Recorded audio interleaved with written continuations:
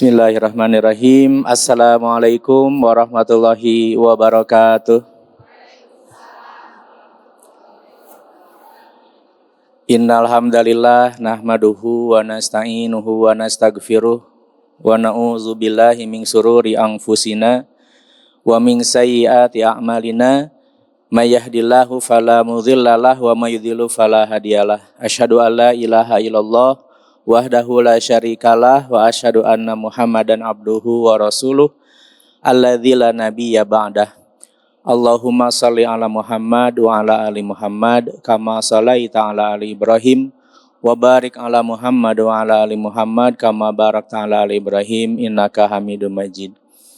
Bapak Ibu jamaah Majelis Percikan Iman yang berbahagia, apa kabarnya di pagi hari ini? Sehat? Allah, wah paket lengkap ini ya. Alhamdulillah. Tidak lemas kan Bapak Ibu? Biasanya yang semalam sudah itikaf ya. Alhamdulillah. Bapak Ibu yang dirahmati Allah, kita patut bersyukur bahwa pagi hari ini kita masih diberikan kesehatan oleh Allah, kekuatan untuk bisa melangkahkan kaki ke masjid ini. Kita sekarang berada di hari-hari terbaik di bulan Ramadan. 10 hari terakhir di mana Allah menyampaikan dalam Al-Quran bahwa di bulan Ramadan, terutama di 10 hari yang terakhir ada satu malam yang lebih baik dari 1000 bulan. Yang diberkahi, di situ turun para malaikat, menyampaikan rahmat Allah. Sampai kapan? Salamun hiya hatta matla'il fajr. Sampai terbit fajar. Maka mari kita bersama-sama mulai menguatkan kembali semangat beribadah di akhir-akhir Ramadan ini. Kenapa? Karena sungguh rugi kalau kita menyia-nyiakan di bulan Ramadan terutama 10 hari. Karena Rasulullah sendiri mengencangkan ikat pinggangnya kalau bahasa kita ya. Jadi soson-soson, apa soson-soson itu ya? Bersiap siaga, semangat gitu. Bukan malah melempem ya. Karena biasanya semakin ke sini semangatnya semakin ke sana sebenarnya. Semakin ke sini semakin ke sana. Karena pikirannya sudah mulai ke lebaran. Ada yang sudah mikirin kue gitunya naon wae tah nu bade disiapkeun teh gitu ya. Ada yang sudah berpikir aduh beli baju lebaran dan sebagainya. Nah, maka inilah godaannya, inilah tantangannya. Maka sudah sepantasnya kita disibukkan dengan amal-amal terbaik. Kenapa? Karena hari-hari terbaik di bulan Ramadan sedang ada di hadapan kita. Malam Lailatul Qadar adalah malam yang sangat kita harapkan. Sehingga kita pada saat malam Lailatul Qadar itu ada, kita sedang beramal soleh. Terutama kalau kita beramal soleh di malam Lailatul Qadar, maka pahalanya itu bisa lebih baik daripada 1000 bulan. Atau sama dengan kita beramal soleh selama 1000 bulanan gitu ya. Berapa tahun 1000 bulan tuh? Ya kurang lebih 83 tahun ya. Nah itu kan semua sangat mengharapkan begitu. Nah maka Bapak Ibu, mari kita bersama-sama menguatkan kembali, menekadkan kembali bahwa Ramadan tahun ini harus lebih baik dari Ramadan sebelumnya. Nah makanya perlu direncanakan, perlu dibuat planning. Dan mumpung kita berada di hari-hari terbaik, maka lakukanlah amal-amal soleh, amal-amal yang terbaik. Qiyamul Lail yang terbaik, Qiyamul Ramadan yang terbaik, tilawah Quran yang terbaik, sholat yang terbaik. Ya, termasuk Rasulullah SAW mencontohkan di dalam keseharian Ramadan, beliau adalah orang yang sangat rajin bersedekah.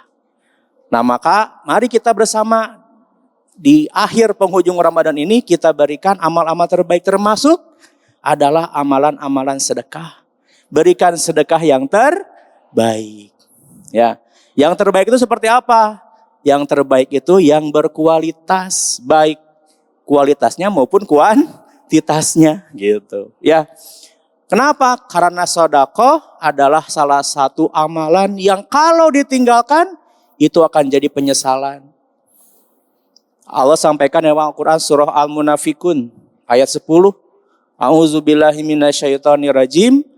Wa anfiqu mimma razaqnakum min qabli ayyatiya ahadakumul maut fayaqulu rabbi laula akhartani ila ajalin qarib fa asaddaqa wa akum minas solihin. Wa anfiku, dan infakkanlah sebagian dari apa yang telah kami anugerahkan kepadamu. Tuh perintah Allah. Kenapa kita harus berinfak Bapak Ibu? Karena berinfak itu adalah salah satu wasilah mendidik jiwa. Ya, karena manusia itu cenderung kepada apa? Kepada harta. Sifat dasar manusia itu kikir. Maka Allah syariatkan infak itu untuk melatih jiwa kita. Karena dalam bab harta itu bisa menggelincirkan manusia. Rasulullah SAW menyampaikan bahwa berdasarkan hadis dari Sauban, bahwa suatu saat nanti ada di mana kaum muslimin ini seperti hidangan di meja makan. Banyak orang yang mengambil, ya, artinya kita menjadi objek dari orang-orang yang tidak suka terhadap Islam. Nah, makanya Rasulullah mengingatkan kepada kita, kita harus berhati-hati kata Nabi dengan salah satu penyakit. Para sahabat bertanya, apakah saat itu kaum muslimin sedikit sampai diperebutkan ke sana kemari? Kata Rasul, justru banyak kaum muslimin saat itu. Tapi kualitas kaum muslimin yang banyak itu tidak sebanding. Hanya banyaknya saja. Kata Nabi diibaratkan seperti buih. Buih apa? Busa. Di lautannya atau banjir ada buihnya. Kaditu kadia, bring kaditu, bring kadia, ya. Tidak jelas. Nah, makanya Rasulullah mewanti-wanti, di antara salah satu penyakit yang harus diwaspadai adalah penyakit wahan. Apa penyakit wahan itu? Hubbud dunya wa karahiyatul maut. Cinta dunia dan takut mati.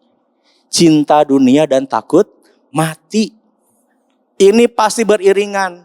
Antara cinta dunia ya pasti bakal takut mati. Orang yang hubbud dunia biasanya kenapa? Berkaitan dengan masalah mal. Berkaitan dengan masalah apa? Harta. Semakin banyak harta, berpeluang menjadi apa? Sombong. Betul tidak? Sombong penyakit hati bukan? Penyakit hati. Bagi orang yang dikaruniai oleh Allah harta yang melimpah, kalau dia tidak menyikapinya dengan baik, yang muncul adalah apa? Sombong. Ya, karena di antara salah satu penyebab munculnya kesombongan adalah bertambahnya harta.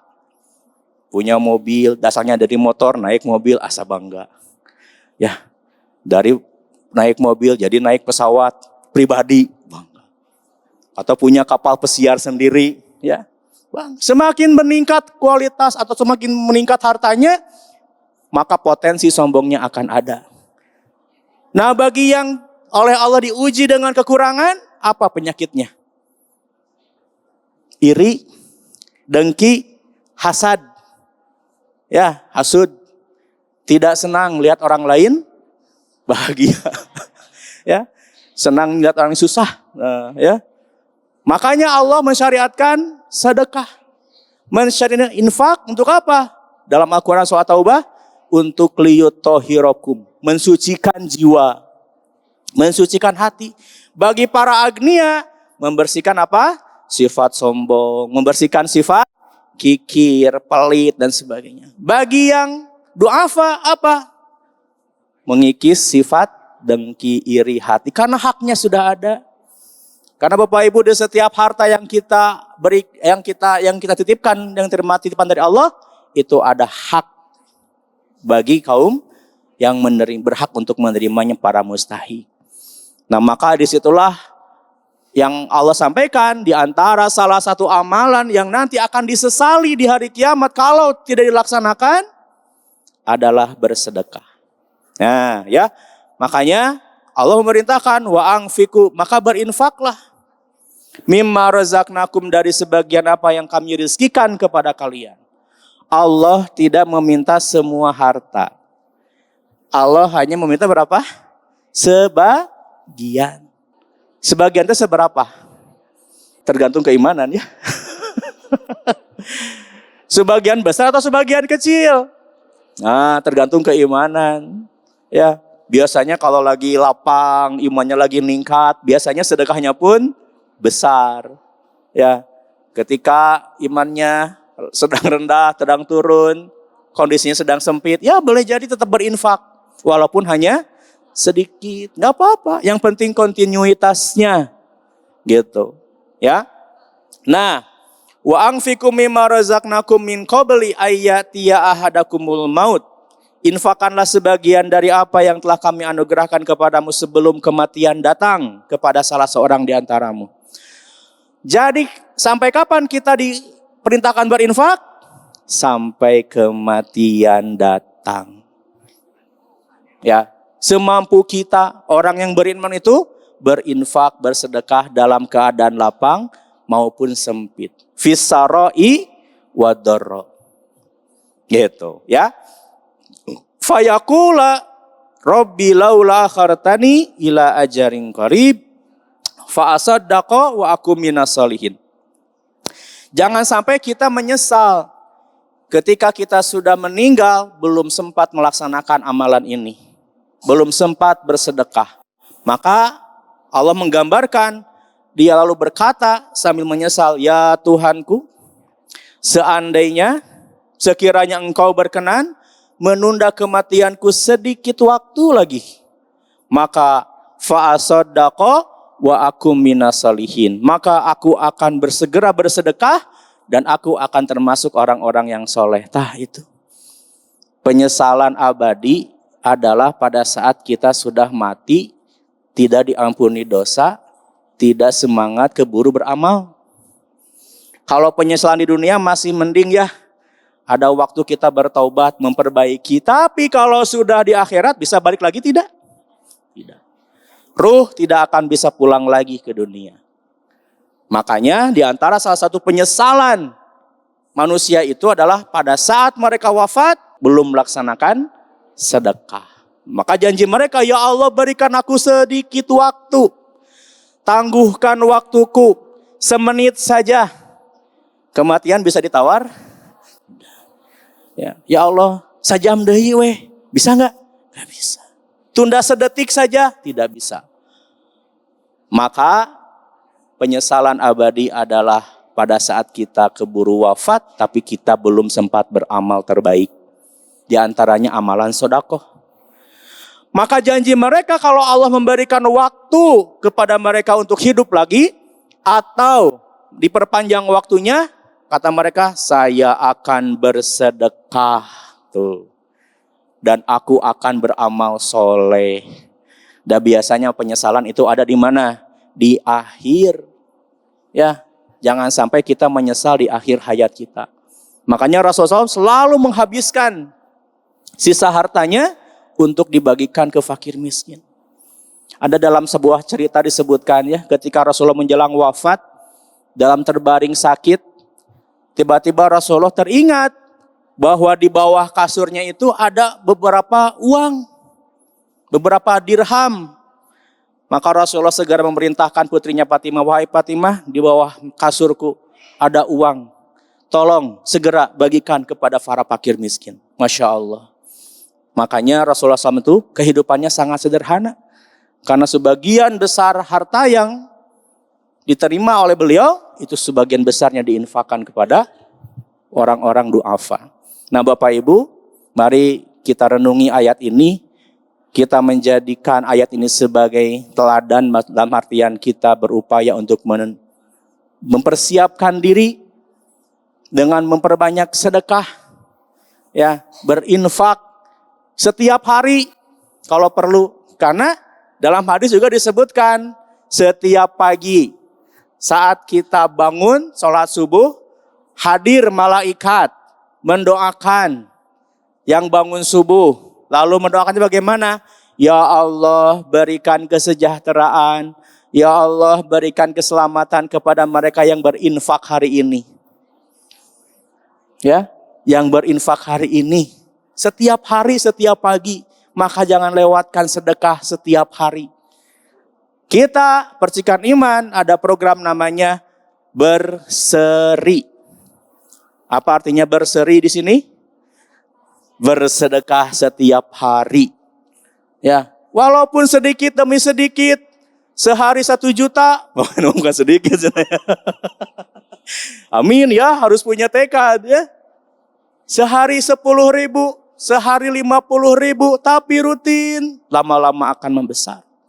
Ya, makanya Bapak Ibu, subuh itu menjadi momen terbaik bagi kita. Selepas sholat subuh, yuk infak setiap hari. Walaupun kecil, ya, tapi rutin, maka itu akan tercatat sebagai orang-orang yang ada dalam doa para malaikat.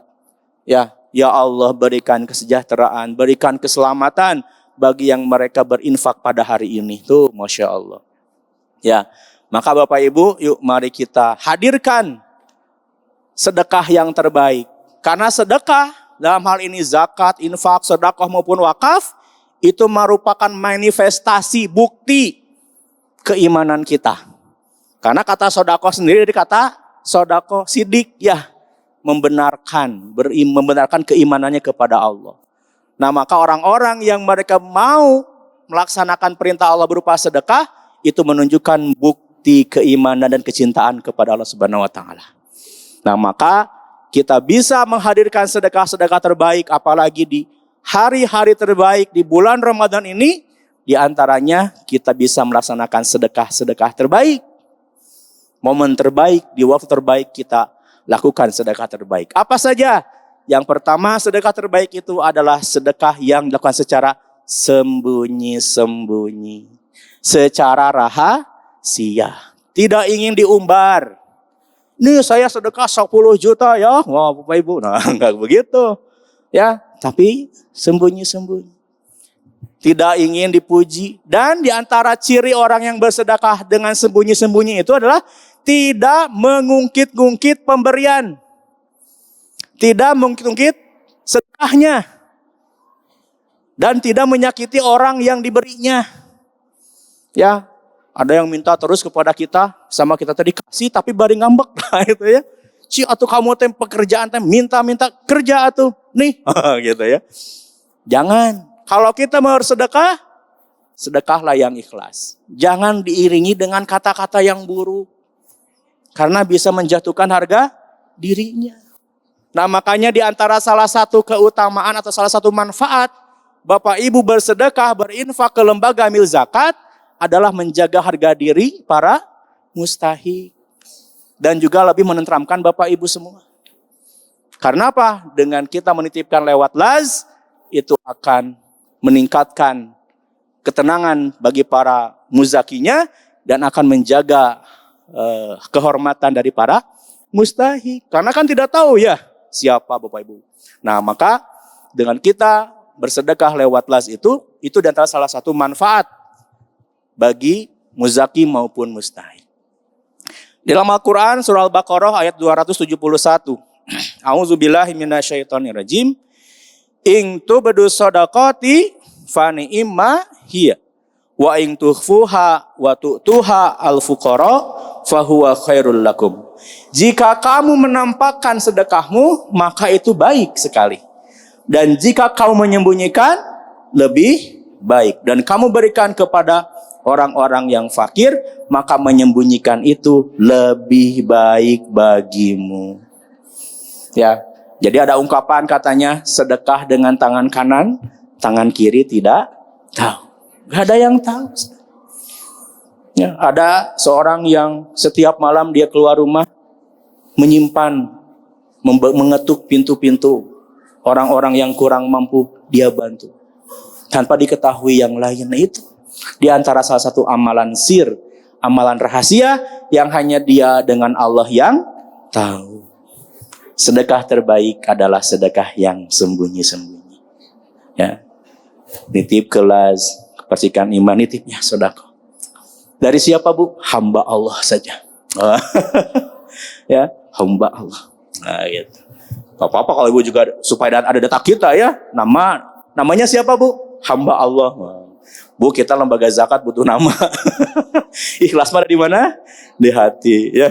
Tapi tidak akan menggembar-gemborkan ya.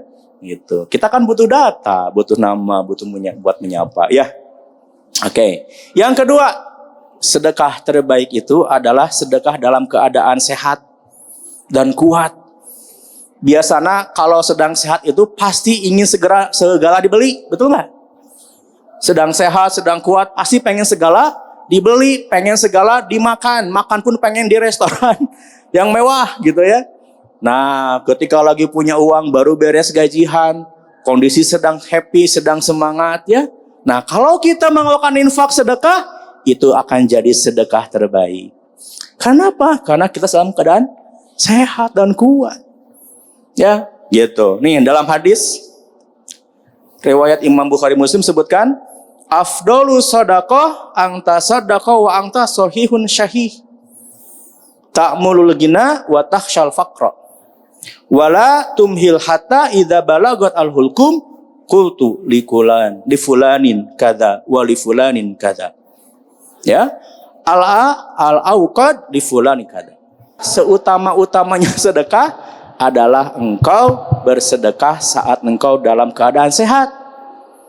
Dalam keadaan enggan untuk mengeluarkan. Dalam keadaan pelit ya. Lebar, sayang. Dalam keadaan takut. Takut apa? Takut miskin. Karena was-was setan kepada orang yang sedekah apa? Was-wasnya. Jangan sedekah, jangan infak. Nanti kamu miskin. Harta kamu berkurang.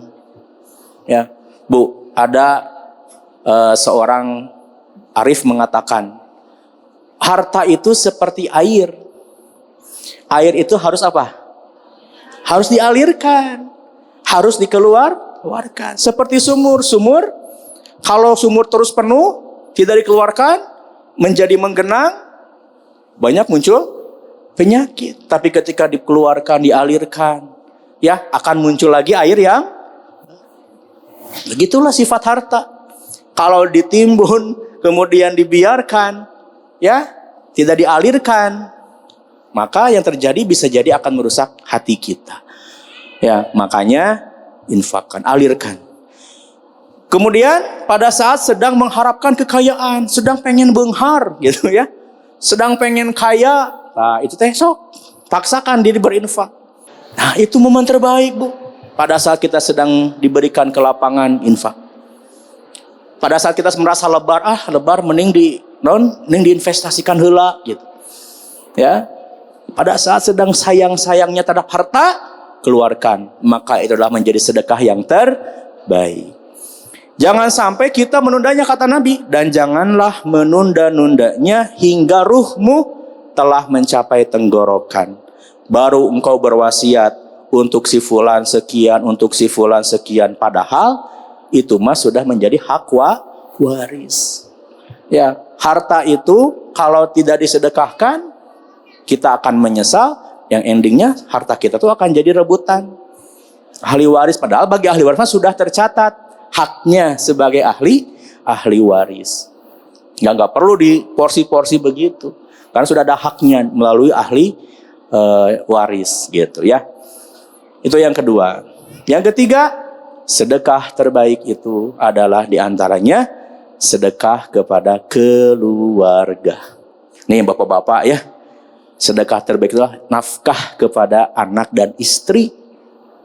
Ya, kata Nabi, arba'atu danair, 4 dinar.